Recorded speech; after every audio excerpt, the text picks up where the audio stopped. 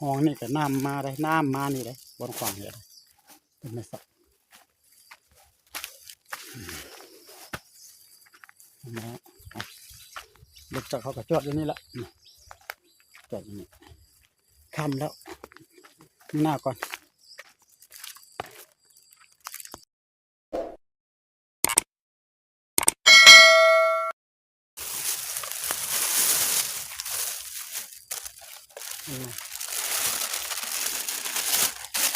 ลองตัวนกอีลุ่มพี่น้อง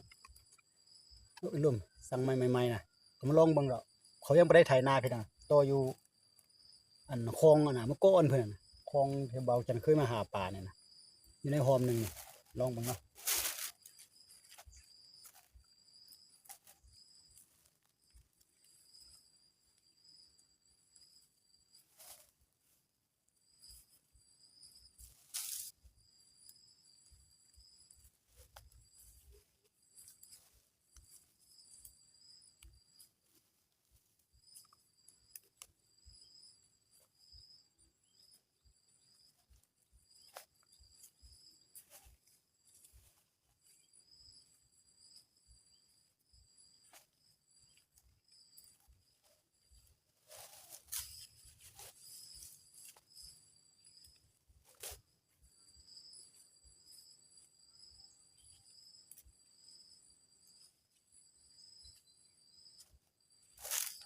โอเค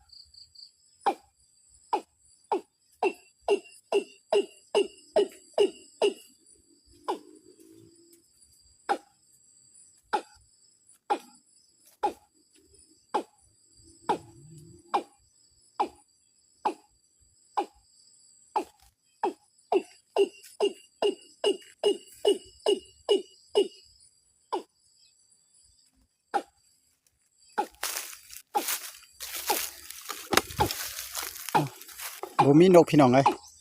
นกบายูดอกยังเขายังกับเบาจังมาโตลงเบิ่งยังบ่ไถนานะฝากกงกันข้ามอ้อมนี่แม้นเมื่อแต่ละจุดแต่ละบนยังบ่ไถนาเนี่ยเขายังบ่ไถนาเถอะให้มันไถนาก็จะแม่นเดือน6เดือน7ไปเลยพี่น้องจังจะออกมาโตนะแต่กี้บนนี่มีนกเด้อตอนนั้นมาใส่เบ็ดใส่หยังบ่จะมาใส่นี่ก็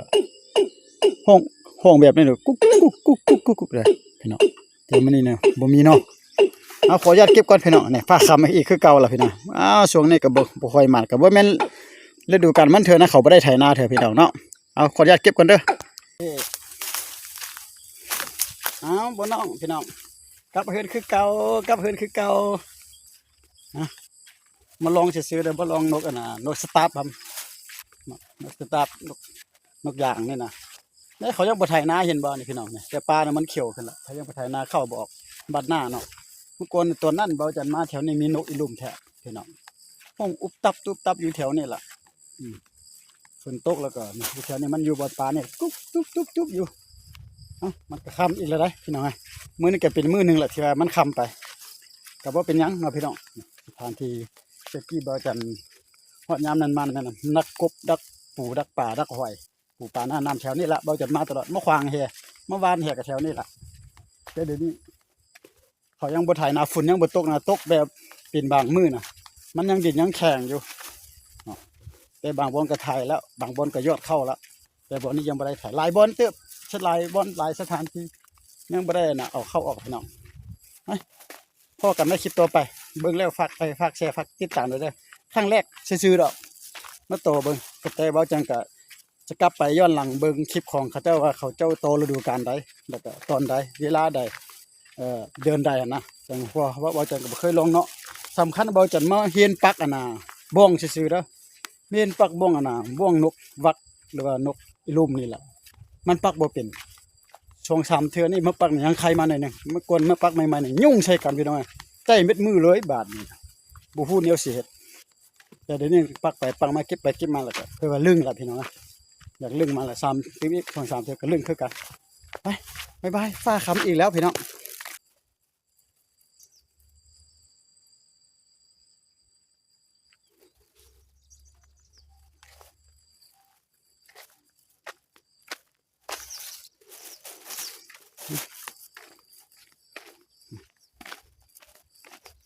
ห้องนี่ก็น้ำมาได้น้ำมานี่ได้บนขวางนี่ได้